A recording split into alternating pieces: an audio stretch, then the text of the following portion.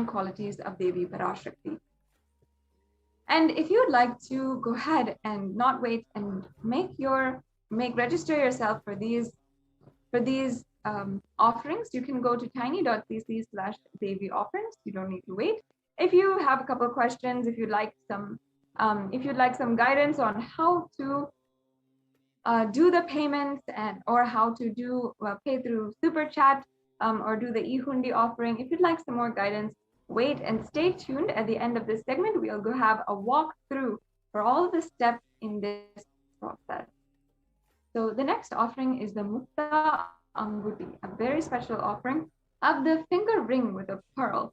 Now this offering is referenced in the Meenakshi Pancharatnam, and in this divine sacred chant, Meenakshi is the reincarnation of Devi Parashakti, whom we are offering our worship, and is described to have the finger ring with a pearl. And now I'll just be chanting that verse.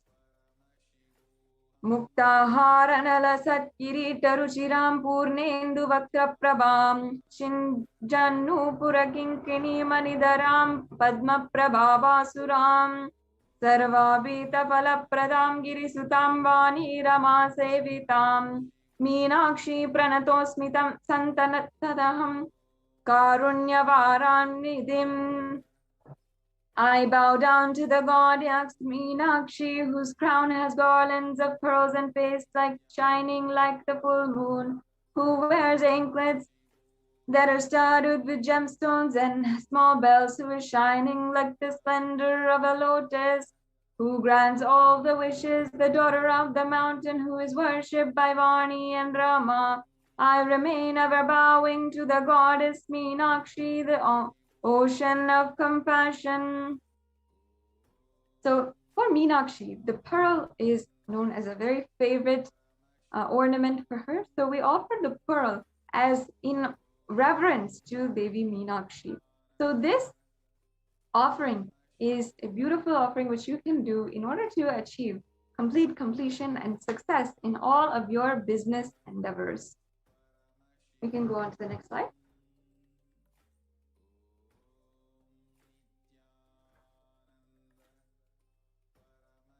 Yes. So offer the pearl finger and receive the blessings to be showered by Devi Parashakti's compassion and pure love in all of your business endeavors.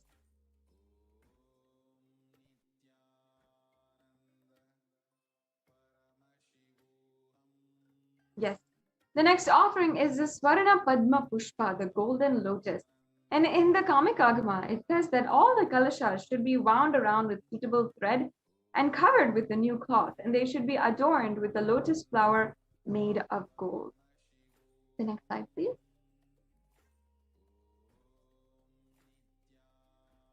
So there are hundreds of scriptural references for using lotus in the worship of Paramashiva, and almost everything in worship of the ultimate involves the consecration of deities, of worship, or meditating on, or the mudras and asanas during worship, which involves the flower, the lotus pericarp, and the stems and the flower.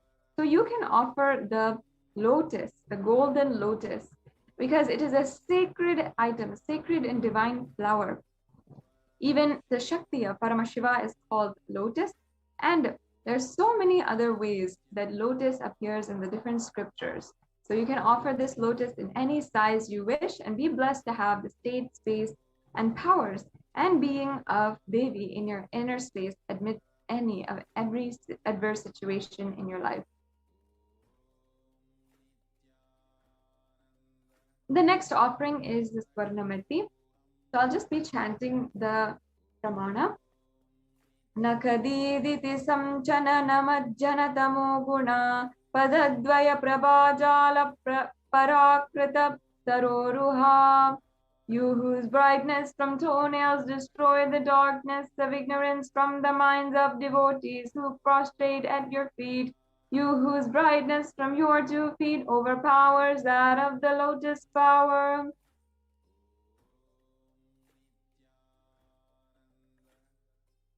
Yes, you can offer the toe ring to Devi Parashakti adorning her sacred feet, to be in constant gratitude for receiving her blessings, even in the most difficult aspects of your life. And the next offering is the Swarna Mangtika, the gold hairline jewelry. Devi Parashakti is also described as the Shuddha Sarabhi Varsha, which means she who makes nectar flow in all of our nerves from the Sahasrara Chakra, she who gives the very pleasant experience of the ultimate. The Mangtika represents the nectar flowing from the Sahasrara Chakra, which is fully open. So you can offer this Mangtika as an offering of gratitude and get then and achieve the blissful state of overflowing gratitude and space of complete completion. Once again, if you'd like to make any of these offerings and go ahead to the next step, you can go to tiny.cc/Devi offerings, Devi-offerings. Yes. Now, the next offering is the most coveted Pratyaksha Pada Puja, which is especially auspicious to offer at this time during the Guru Purnima, Brahmotsavam, and during Guru Purnima, which is just coming up around the corner for us. So I'll just chant the Pramana once again. Nakadidita samchanana majhanatamo guna padadvaya prabhajala parakrita saroruha. The illuminating splendor of Devi's toenails dispel the darkness of ignorance in the devotees. Prostrating at her feet defeat the lotus in beauty. So this shlokam number 83 of the Saundarya Lahari states that the nails that have been sharpened by constantly being touched by the crowns of celestial beings who always prostrate before Devi. And tamoguna is considered as darkness. And in this stotram, tamas is indicative of ignorance in the minds of devotees by constantly prostrating before Devi, their ignorance is removed and they attain ultimate knowledge. So you can offer the Pratyaksha Pada Puja and receive the blessings, all the auspiciousness and blessings of the Supreme Pontiff of Hinduism. And I encourage each and every one of you to do this offering, make this offering on the most sacred day, Guru Purnima Day, on July 23rd, this month, which is just coming right up around the corner. So make sure you're starting to plan for how you can make this offering on Guru Purnima Day. Now, the last seva that we have, a very special seva, is the offering of the Vastra Seva, the sacred clothes for adorning Paramashiva and Parashakti. And Swamiji and the Yajaman will receive all the blessings and auspiciousness once again of the Supreme Pontiff of Hinduism in offering the Vastra Seva to his divine lotus feet.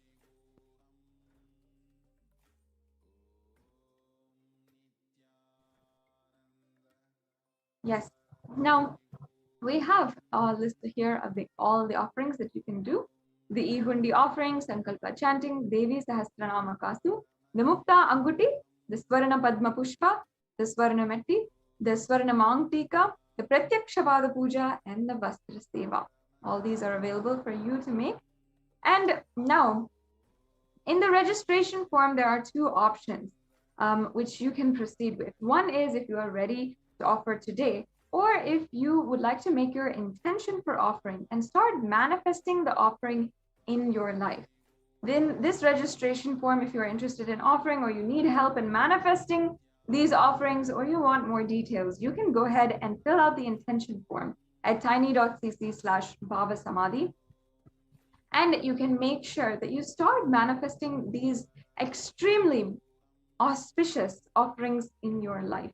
Surely they will transform and change your life in the way that you want. And if you are ready to make the online payment, you can go to tiny.cc/Devi offerings and make the offerings, or register yourself and make the payment. After the payment, ensure that you are going to tiny.cc/Sankalpa 2021, and you can fill out all the details for the puja so that you are bestowed with all the blessings of Devi Parashakti. So now we'll be going through a brief walkthrough of how to make the payment.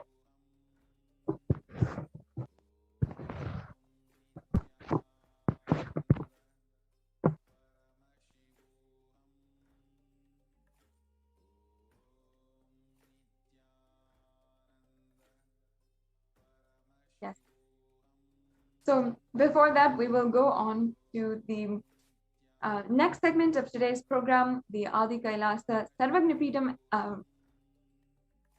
administrators, Manitya Achalananda Swami and Manitya Pranapriyananda, will be joining us to give us the latest updates and also to describe to us, share with us the status and the ongoing updates from the Adi Kailasa Sarvagnapeetham, the Kailasa's COVID Care Center in India, in centers around India and in Adi Kailash. So let us now proceed with the next segment in today's program.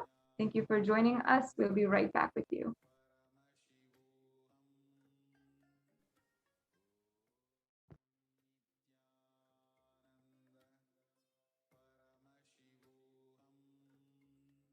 The whole world to know Hindus have something great to contribute to the world.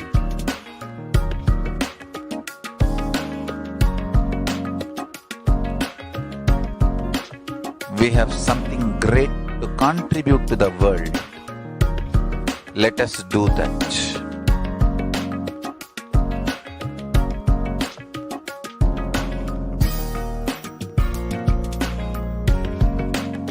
Kailasa is proper customized spiritual service helping you to identify your root patterns of suffering.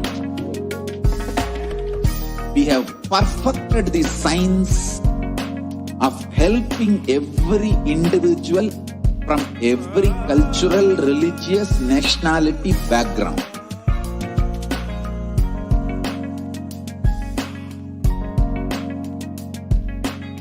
You will have lowest reactionary assumptions, highest awakened response, alive response for life continuously.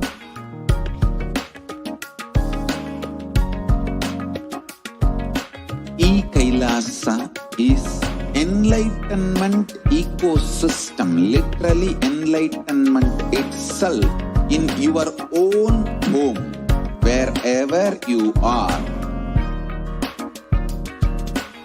Proper customized spiritual service helping you to complete with your life negativity, withdrawal from life, self-hatred, self-denial, self-doubt, so much of tiredness, laziness. We can support you aligning your diet, your attitude, your aptitude, your understanding about life. We can help you with everything.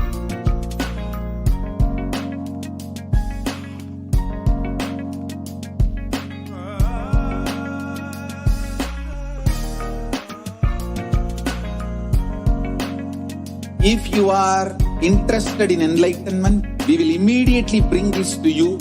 If you are not interested, we will explain the whole science, inspire you and make you interested in enlightenment science. We need to cater this enlightenment science to the whole world wherever they are, because enlightenment is the birthright of all human beings. Kailasa is responsible to provide that to all human beings.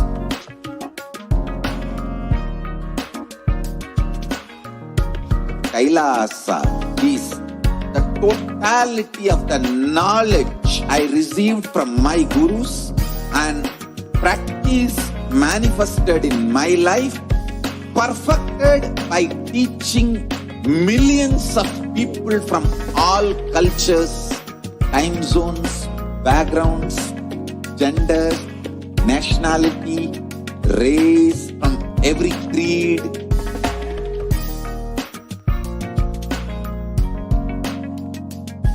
So this absolutely perfected knowledge available to you, served to you in your home without even you moving out of your couch, free of cost.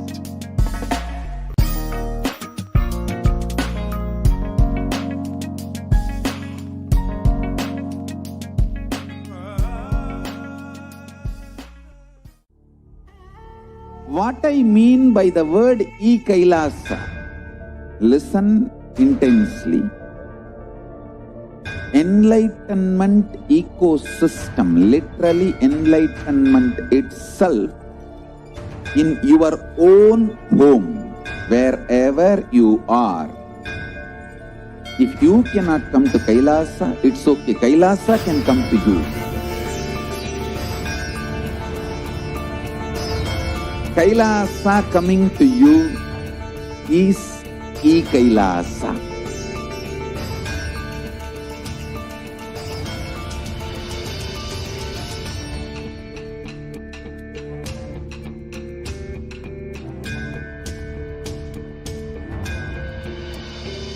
I will revive Hinduism.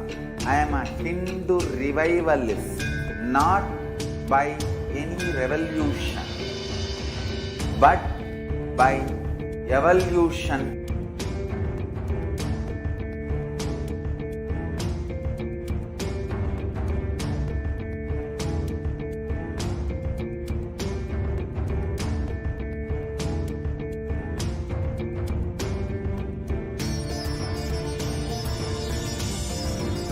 And setting model community.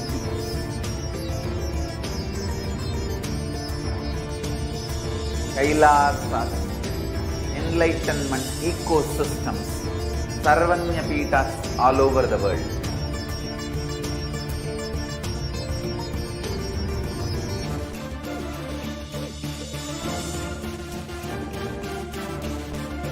All powerful cognition, knowledge, only when you live, power manifestation and possibilities manifestation happens.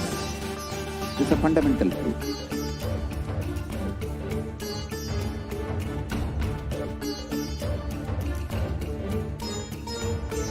Hinduism cannot live exclusively as one sampradaya. No. All sampradayas of Hinduism is an ecosystem.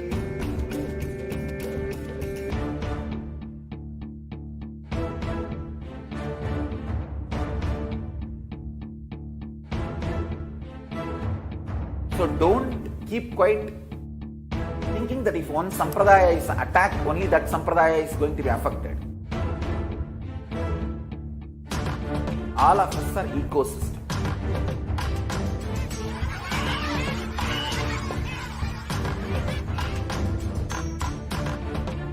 I invite all of you to get involved and enjoy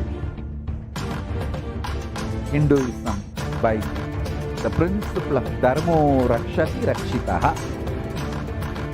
When you protect Dharma, Dharma protects you. We will make the whole planet flourish spiritually. The spiritual prosperity will happen to the whole planet. We all have to coexist together.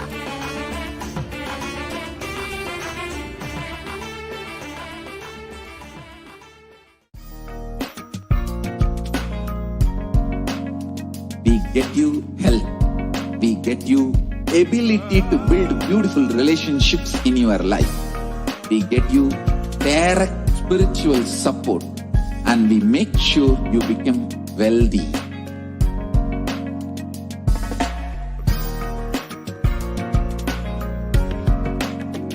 We won't stop giving you just good life. We will literally not stop till you live enlightened life. Manifesting the state of Paramashiva, space of Paramashiva, powers of Paramashiva, being of Paramashiva.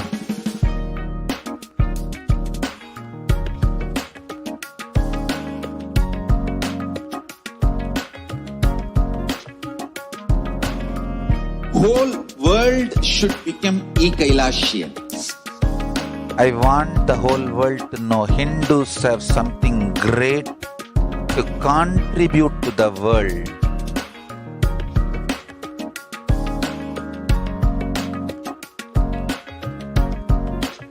We have something great to contribute to the world.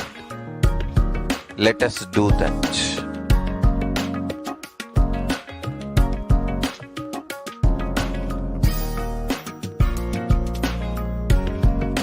Kailasa is proper customized spiritual service helping you to identify your root patterns of suffering. We have perfected the science of helping every individual from every cultural, religious, nationality background.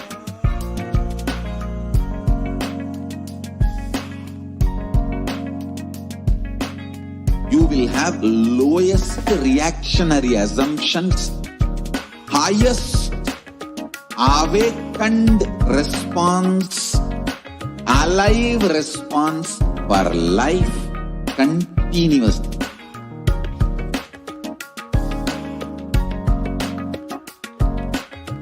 Kailasa is enlightenment ecosystem, literally enlightenment itself in your own home, wherever you are.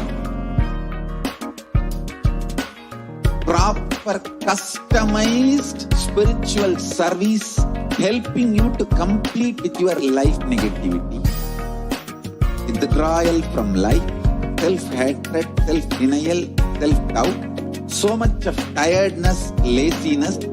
We can support you aligning your diet, your attitude, your aptitude, your understanding about life. We can help you with everything.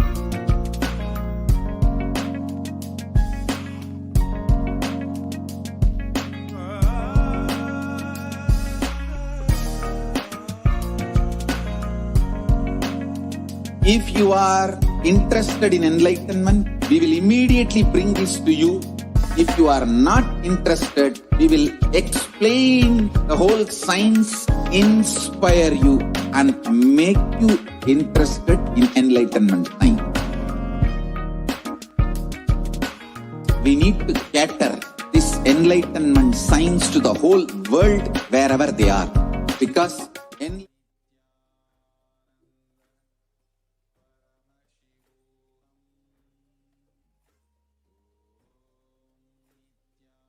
Nithyanandam, welcome back to all the viewers who are joining with us from across the world during this Devi Parashakti Akashic reading program. And I welcome each and every one of you who is joining us from all of the different temples, the Devalayas, Annalayas, and everywhere across the world, every one of you who are joining. We are entering now into the next segment of today's program, where we'll be understanding the updates from Adi Kailasa Sarvagna Peetham. Today, Adi Kailasa Sarvagna Peetham is one of the Kailasa COVID care centers, where the multi-layer quarantine is being offered in this campus for anyone who feels that they need to protect their lives and they are not getting it anywhere else. In India, more than literally the number of cases have started skyrocketing and we have seen no end in sight. Literally, so many authorities, even the health institutions, everyone is being burned out of hope and burned out because they're exhausted with the amount of cases that are happening and the amount of deaths that are happening. And there are also some extremely serious underreporting, which is ongoing across the entire media. And the world is even not being told the straight truth of what is happening. It is a terrifying reality. And in this extremely hellish situation, the Supreme Pontiff of Hinduism, with his guidance and blessings, Adi Kailasa Sarvagna Peetham, as well as 13 other Adinams across India, have opened up the multi-layer quarantine center in order to relieve people, protect people, human beings, from this extremely deadly virus and pandemic situation. Now, let us understand from the Department of Human Services, Kailasa's Department of Human Services, how the how the Kailasa COVID care centers and the whole work is ongoing at the moment. So first of all, let us understand the world today. The Human Rights Watch reported that more than 1.5 billion students are out of school already. And more than 91% of the world's students are out of school due to school closures in at least 188 countries. So if we see 36.5% of the US college students, they are pointed to stress as the biggest reason why their academic performance suffered negatively for the past 12 months. And in addition, 29.5% listed anxiety as a factor. For American middle schoolers, 61% of teens admitted feeling a lot of pressure to get good grades. And we can see also approximately 1.277 billion learners are currently affected due to school closures in response to the pandemic. According to UNICEF, monitoring 46 countries are currently implementing nationwide closures and 27 are implementing local closures, impacting about 72.9% of the world's student population. Yes, so in a survey by the mental health charity Young Minds, which included 211 participants up to the age of 25 years with a mental illness history in the UK, 83% said the pandemic had made their conditions really worse, and 26% they were unable to access mental health support, peer support groups, and face-to-face services have been cancelled. And support by phone or online can be challenging for some young people.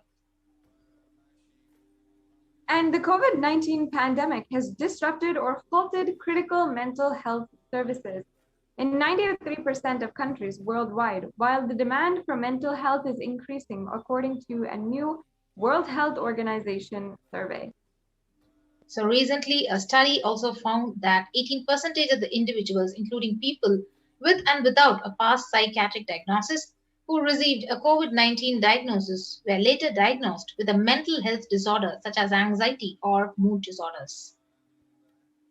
Surveys also found that substance use and suicidal ideation are particularly pronounced for young adults, with 25% reporting that they started or increased substance use during the pandemic, compared to 13% of all adults, and 26% reporting serious thoughts of suicide, compared to 11% of all adults. So every year, over 1.2 million students drop out of high school in the US alone, and that's a student every 26 seconds or 7,000 students a day. So about 25% of high school freshmen fail to graduate from high school on time. Now let's see some of the contributions from Kailasa's Department of Education, specifically in Adi Kailasa Sarvagnipeetham, as well as all over the world. Now you can see, of course, the COVID Care Protection Center is now open, and you can register now through the link below at kailasa.org/Kailasa-care. Yes, so let us now know more about the Kailasa's contribution in the field of education. Yes, the Supreme Pontiff of Hinduism, Jagadguru Mahasannidhanam, His Divine Holiness Bhagavan Nithyananda Paramashivam, has declared that Gurukul is a place where celebration begins with the right words in blossoming minds, creating a gateway of possibilities, creating an enlightened civilization with yogic body and Vedic mind. Yes, so the Nithyananda Gurukul is a school established by... Yes, so here students live their highest potential and manifest various spiritual powers. The Gurukul functions according to the Supreme Pontiff's Hinduism's vision that education is for life, but life itself is not for education. The Gurukul brings to the world the right kind of education that empowers you. And the current system of education established by Macaulay and Max Muller in India, who are two of the most cruel British government leaders during the time of the British rule over India, is a non-involving narrative style of teaching. And so their entire current education system is based off of what they established at least 50 to 60 years back. The original Indian education system, the original Hindu education system, was not about continuously giving words, ideas, concepts, theories, or theologies. The original Hindu system of education was about awakening you to the right context, enlightenment. And the Hindu education system, the Gurukul, is more than a transmission of knowledge. Rather than mere transfer of knowledge. Yes. So it is not based on generalization, where the dilution happens due to generalization. So whether others educate you or you educate yourself, you plan everything based on the best of you, it is specialization. So the Gurukul ambience is for specialization and not for generalization.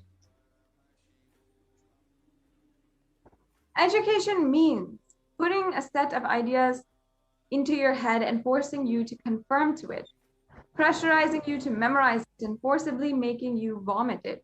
In Gurukul, there is no education as such, like this. There is only initiation. Initiation means empowering you with powers and letting you play with it, letting you manifest, specialize, letting you manifest your specialization, and letting you grow and glow. Yes, so the purpose of education is manifesting good, beautiful, and best contributing citizen of the planet Earth and for humanity. So in Vedic tradition, examinations are not done by question and answer method, and that is Macaulay's method, which is clerk making, whereas in Vedic tradition, all the examinations are conducted by the thought current you carry.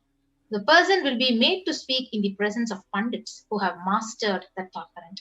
So they will see whether he can spontaneously express that thought current. If the student is able to express the thought current cohesively, then he has mastered it.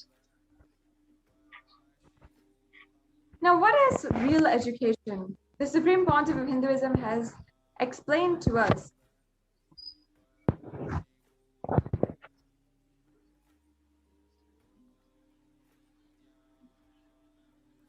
Yes, if we are teaching the science of completion to our kids, we should be able to guarantee you can't get even one lie out of our Gurukul kids. That is what is education. Education is making you master a thought current, which becomes their lifestyle, which becomes the cognition style, which becomes their very being. So for hours, you cannot speak on a subject unless it has become your thought current, the way you cognize. So change of thought current, transformation of thought current is the success of education. Each Upanishad adds a thought current to you. So transformation of thought current is success. The Supreme Pontiff of Hinduism continues that our Gurukuls are not teacher-centric. Our Gurukuls are education-centric. Please understand, our Gurukuls are not teacher-centric and they're education-centric. Students can develop, invent something Guru doesn't know. The students have that freedom. And please understand, only the basic formulas are taught and basic tools to awaken knowledge is taught. Then the students are left free to explore on their own. Gurukuls are not with a set of rules or frame. They are supported people. They are only supported people to explore the highest possible creativity.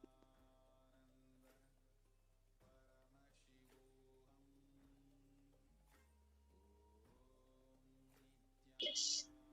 So Gurukuls are not like dams. So it is an embankment. So embankment is different and dam is different. So with a dam, you are dammed. So it is embankment and not dam.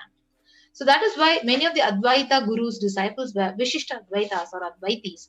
Or many of the Vishishta Advaiti Guru disciples were Advaitis. Means what? Only the basic analysis scales were given to you, but you are left to feel, analyze. So you're given spoon, not spoon-fed. You are not spoon-fed, you're only given the spoon. That freedom, the freedom itself shows, otherwise you will be shocked actually that in Ramanuja's Guru, Ramanuja is a very profound enlightened being from Sanatana Hindu Dharma, was even able to think in the language of Vashishta Advaita, shows the freedom available in Gurukul. So what the Supreme Pontiff of Hinduism is explaining here is about how even if your Guru has a certain thought trend or philosophy which they're specializing in. The guru's disciple need not specialize in the same philosophy or the same lifestyle and philosophy. The same way there are many Advaiti students who studied at the feet of Dvaitis and Vishishta Advaitis. So these are different philosophies in the Vedic tradition, philosophies or great sacred sentiments that have been elaborated in the sacred scriptures. And it is not necessary that the guru's disciple follow what the guru is teaching and practicing as their own lifestyle. In Sanatana Hindu Dharma, it gives only the tools to explore, but it does not put you in any frames, any restrictions or dams. If you read the Shanti mantra of the Sahasranama Bhavatu, it is education-centric, not teacher-centric. And unfortunately, in the modern day, because teachers have not taken the responsibility to become education-centric, the entire education system today in the modern day is teacher-centric.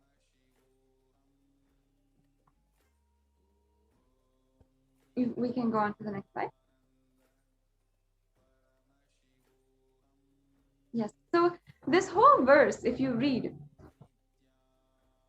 may we both together be protected. Here, the teacher is also praying along with the student. And actually, it is because we are education-centric, we are able to explore and reach the new heights of seeking. The heights of seeking where even the Ishta Devata concept has come. Guru encourages disciples to travel, discover, reinvent, invent their own paths, their own methodologies, and he continues to encourage the disciples to explore on their own. Yes.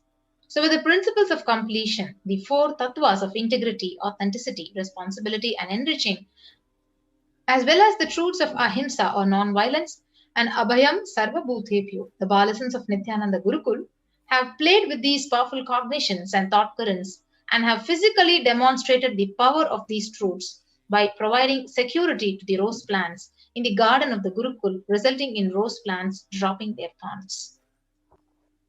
So let us now listen to Bhagavan on the Hindu Gurukul system, the future of education.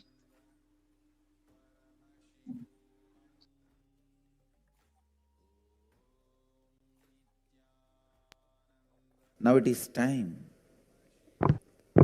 as per the astrology, no theory can rule any human society which is imposed on that society more than 60 years. Now 60 years is over for the non-involvement narrative education system. I am telling you, future is Gurukul system. The future of education is where the teachers and students live together in one place. If needed, let the parents also stay there.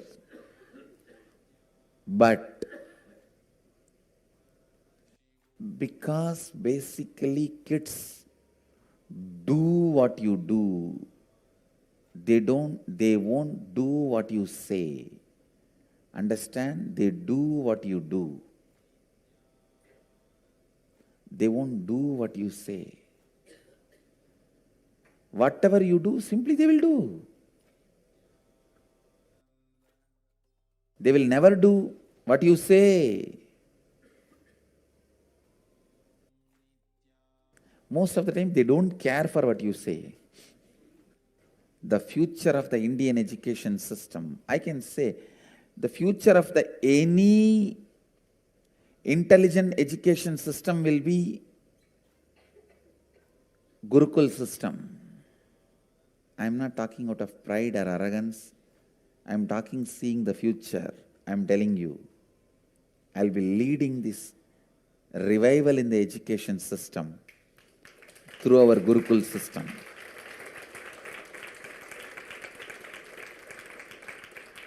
through our Gurukul system. It is going to be the Gurukuls. In Indian education system, complete involvement is required from the side of the teacher and the student. Student need to study the teacher. Teacher need to study the student. Understand? After thoroughly studying the student, teacher identifies the right subject in which the student will be successful. Few things are basic for everyone, like science of completion and enlightenment.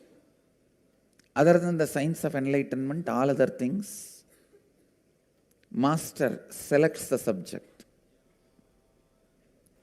in which the student will be successful.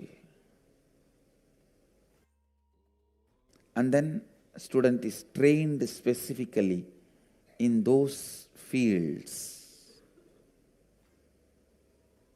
with the knowledge of enlightenment, with the science of enlightenment, with the truth of enlightenment as the context. Even if you learn the archery, enlightenment is the context. If you study administration, enlightenment is the context. If you learn about business, enlightenment is the context. If you learn plumbing, building houses, sculpting, enlightenment is the context. Indian education system is more of a transmission of the knowledge, not transfer of knowledge. It is not just information based.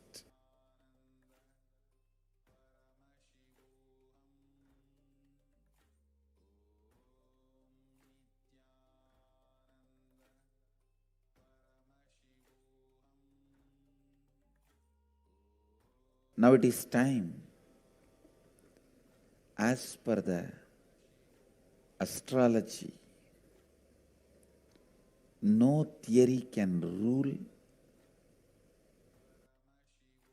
any human society which is imposed on that society more than 60 years. Now 60 years is over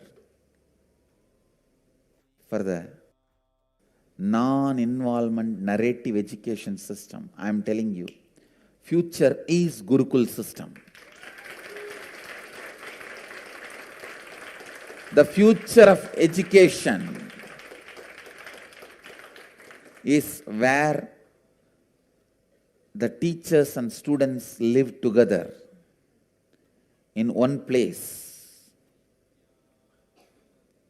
If needed, let the parents also stay there. But because basically kids do what you do, they won't do what you say. Understand? They do what you do.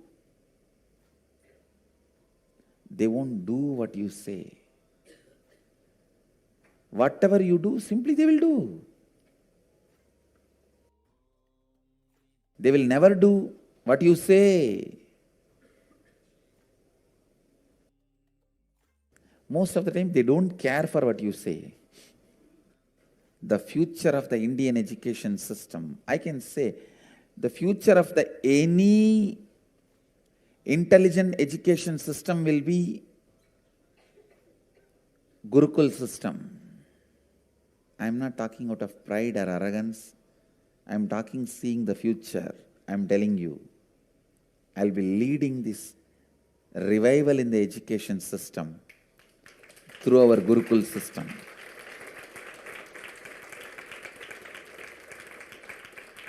through our Gurukul system.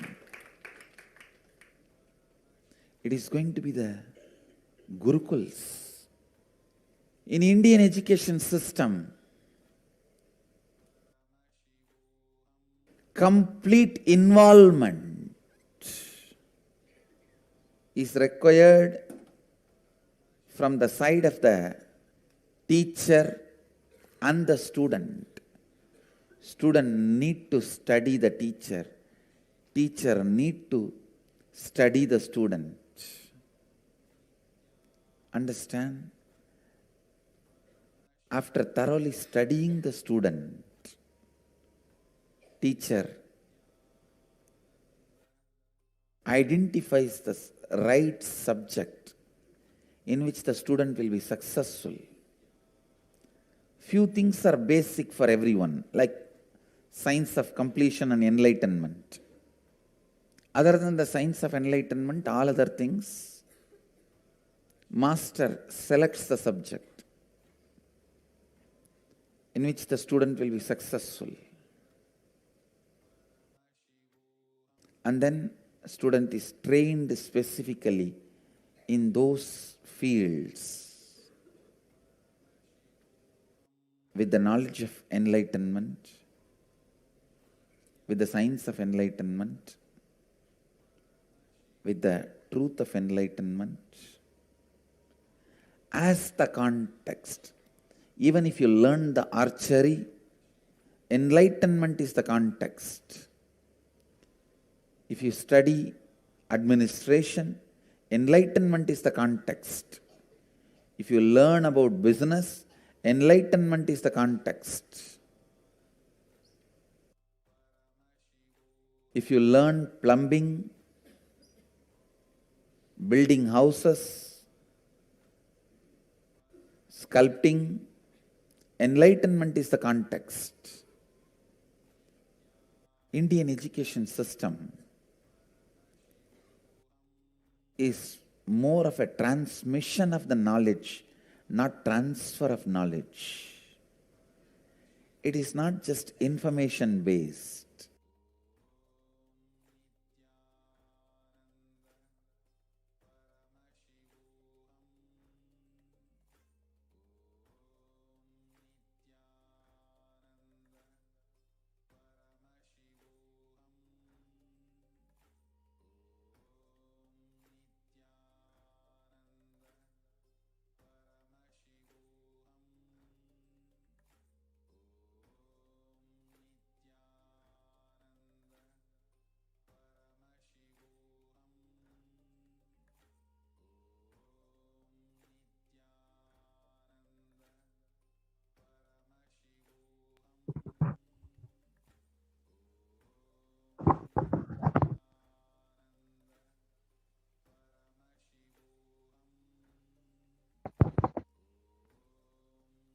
So now let us understand.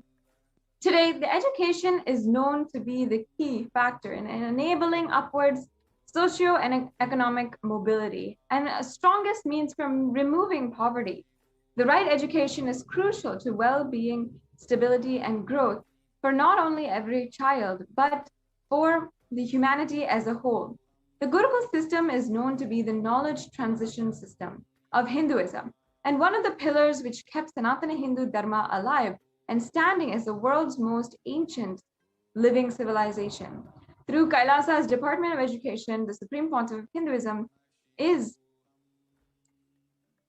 the Gurukul system is being revived in its entirety.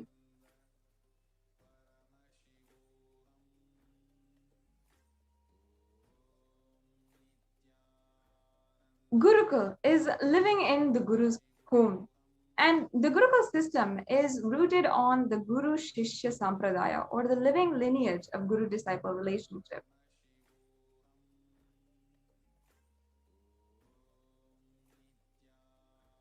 After decades of study on the physical, chemical, and biological uniqueness of meditative state and enlightened beings, it has been found that in the normal waking state alone, the brain waves show that there are complete meditative states despite being fully active and engaged. In the world's athletics, this state is known as being in the zone. a glimpse into the peak of focus and cognitive function, attention, coordination, to name a few. Rather than a glimpse, the enlightened beings are casually walking, talking, and engaging, settled in this peak.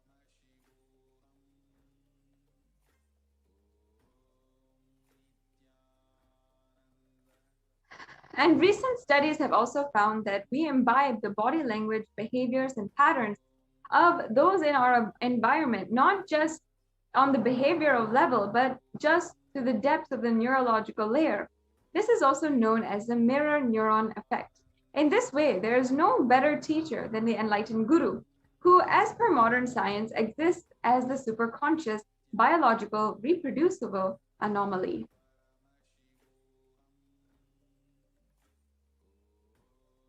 However, through centuries of Mughal invasions, colonialism, and continued persecution against the supreme pontiff of Hinduism, and Hinduism also Hindu tradition, the science of knowledge transmission has been diminishing at an unprecedented rate.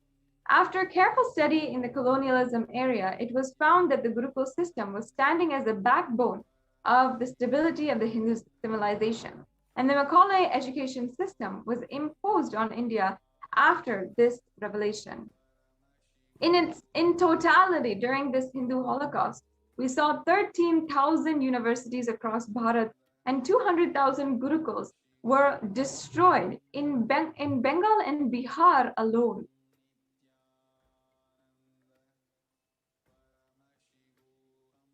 And with the systematic destruction of Hindu universities and Gurukuls goes also more than 80s of Hinduism's indigenous knowledge.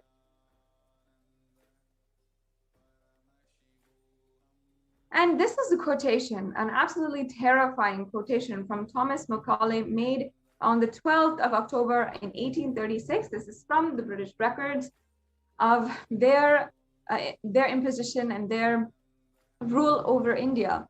Here, Macaulay is saying, our English schools are flourishing wonderfully. The effect of education on the Hindus is prodigious, and no Hindu who has received an English education ever continues to be sincerely attached to his religion. And I understand the strategy here. They want to disassociate Hindus from Hinduism itself. And he says the Hindu religion is so extravagantly absurd that it is impossible to teach a boy astronomy, geography, natural history without completely destroying the hold which that religion has on his mind. It is my firm belief that if our plans of education are followed up, there will not be a single idolater among the respectable classes in Bengal 30 years hence.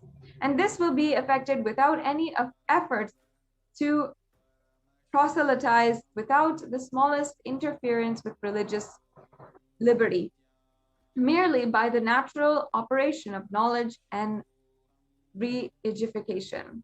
I heartily rejoice in this prospect.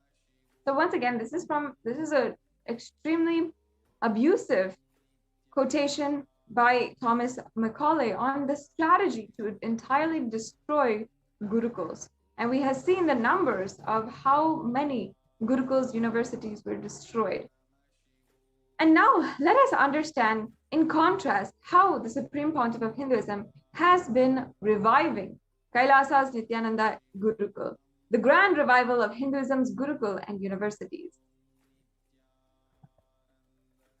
On the 2nd of October 2006 was the official inauguration of Nithyananda Gurukul in Adi Kailasa in Bidadi, India. And we're here seeing the Supreme Pontiff of Hinduism with the first batch of Gurukul students.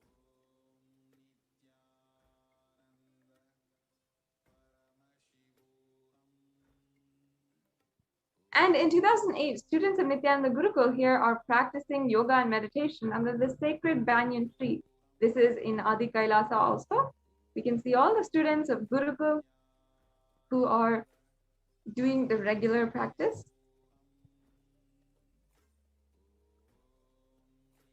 % of Gurukul Balasants, who are the child saints. Balasant means child saint in Sanskrit. And they study 1 to 3 years ahead of their age group. scoring in the top 20% of the Mensa at age 14. So this is 50% of the Gurukul kids, of the Gurukul Balasans who are initiated right now. And Gurukul Balasans are learning standard academics along with indigenous Hindu scriptures.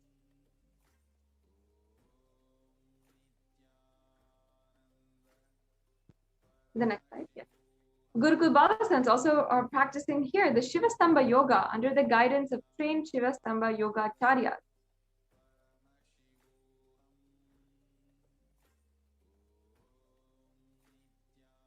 And Gurukul Balasans are demonstrating the ability to perform Kundalini Raju, even blindfolded. So this is from the 20th of May, 2018. And also the Supreme Pontiff of Hinduism here is personally teaching the science of Dhanur Vidya, the lost science of Vedic archery.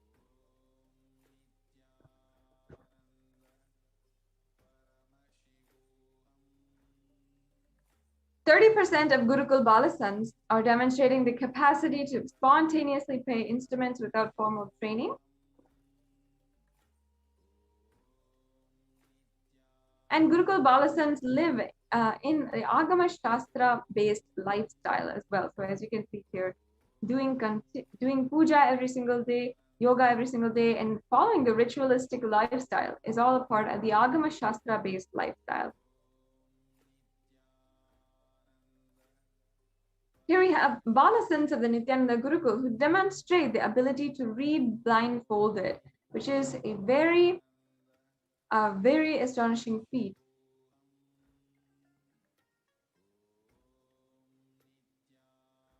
And Gurukul Balasans participate in Vakyartha Sadas as well. Vakyartha Sadas meaning the Hindu think tank on Hinduism, think tank. And also Balasans here are a part of the Nithyananda Rajagurukul addressing Kailasian delegates in Tiruvannamalai, India. Balasans of Nithyananda Rajagurukul, after successfully hosting the worldwide webinar on the highlights and science of the Nithyananda Gurukul. And here we have the impact of Gurukul presented in a graph. And then we see the effects of whole brain learning, stress-free living, and zero-teen violence or aggression, and quantum memory activation, recalling verbatim after a single hearing called Eka Santigrahi is in the Vedic age. So this is actually a very profound power, the power of Eka Santigraha, which the Supreme Pontiff of Hinduism himself demonstrated as early as 3 years old, as was shared by his biological mother.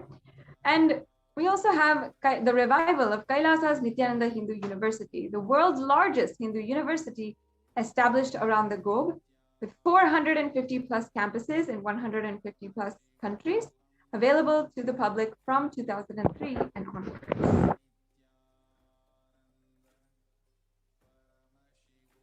Yes, and also Kailasa's Nithyananda Hindu University, reviving and presenting the world's most ancient lost knowledge in a user-friendly way. Ancient truths taught in a way directly applicable for the modern man's personal, practical, and professional life.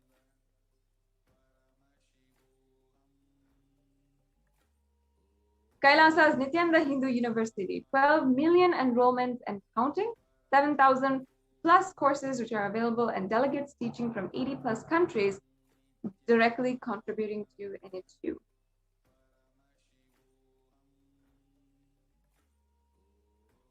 Yes. Long rituals are not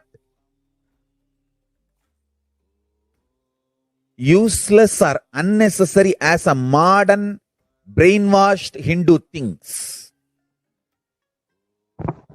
Long rituals are the most powerful method, science, kriya,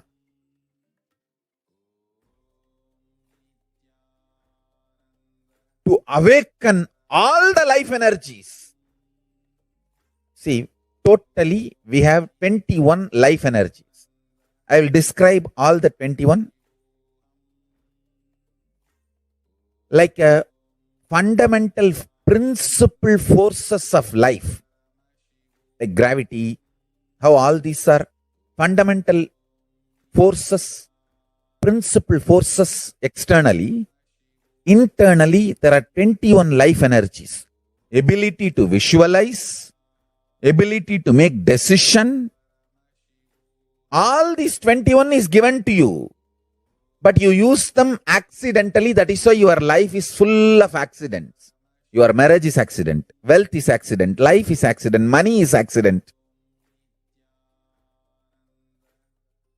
Very less is planned, much is accident. And I tell you, I have seen people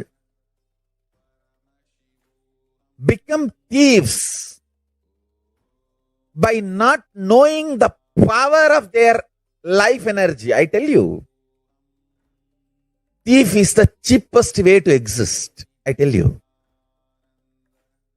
Because you do not know you own trillions. That is why you steal millions. If you know you own trillions, why will you steal? Listen, asteya, non-stealing, comes to a person who mastered his life energy.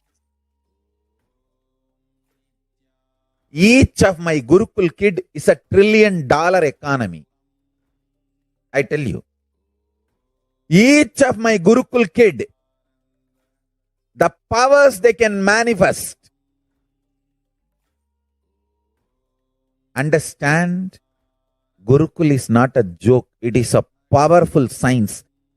Especially, see, normally, one child plus one child is a two child.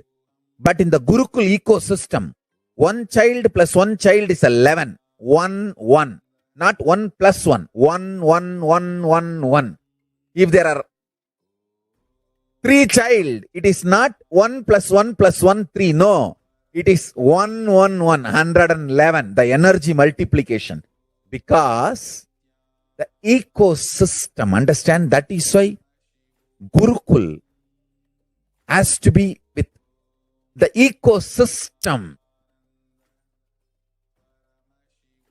I have always seen, whenever I download a power on one child, when the group sits, I can share that power on the whole group.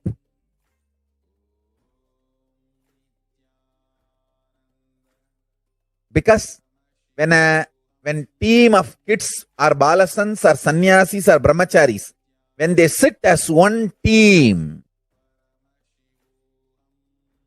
it is very easy for me to just like a lightning pour the energy on them. Understand? The Sankhya of life energy is different. The multi-dimensional logic of life energy is different. People cannot understand this Sankhya. The multiple life energies, awakening them to its peak and manifesting them is all about life.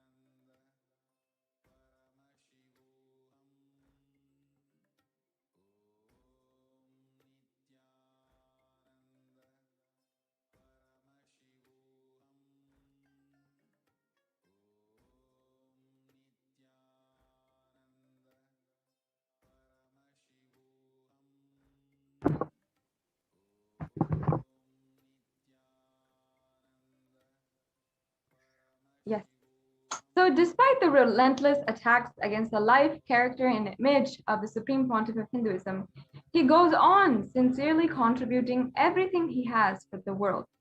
And from the field of nutrition to education, from protection of religious freedom to the revival of indigenous traditions, the Supreme Pontiff of Hinduism has sincerely contributed in every facet. This has not gone unnoticed by the world's dignitaries, leaders, and multi-faith diaspora.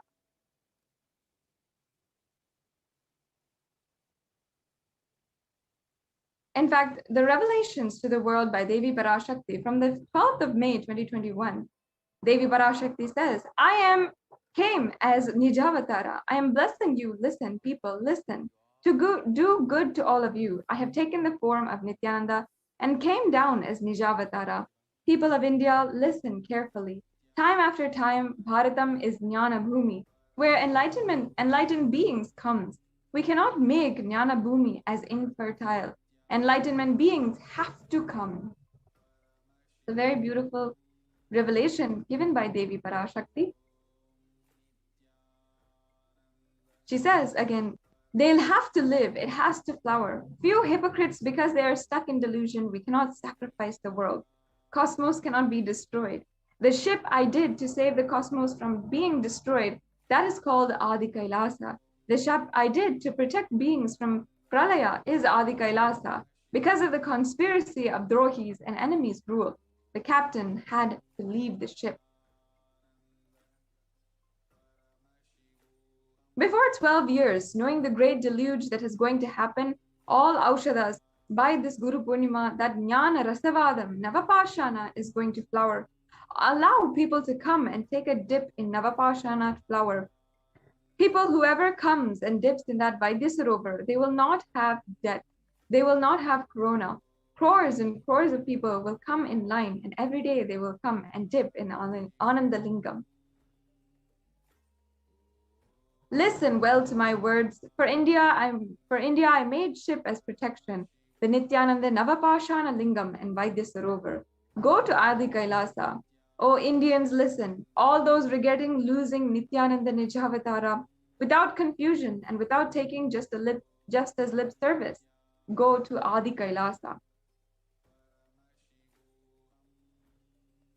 Scores of people will come there looking for your help.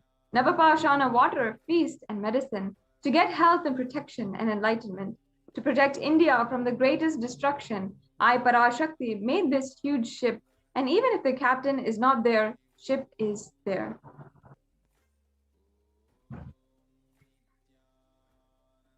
Yes. When the first world countries closed their borders and schools during a massive global emergency, Kailasa has opened up its doors to all without exception.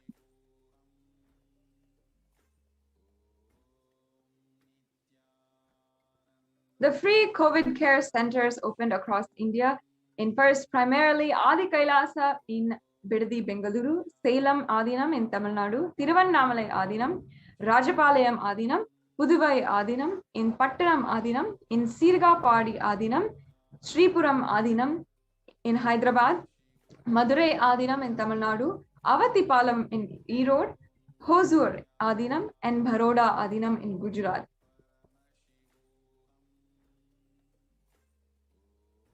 And Kailasa rushes to aid India as India finds itself on the verge of the COVID-19 third wave.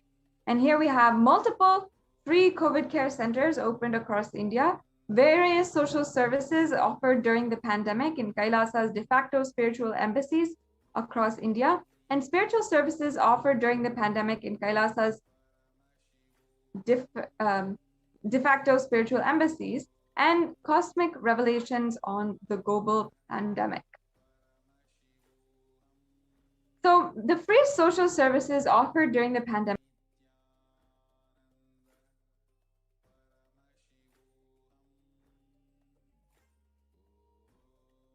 thousands.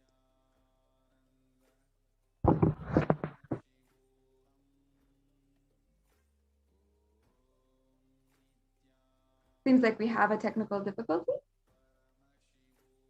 We apologize to the viewers.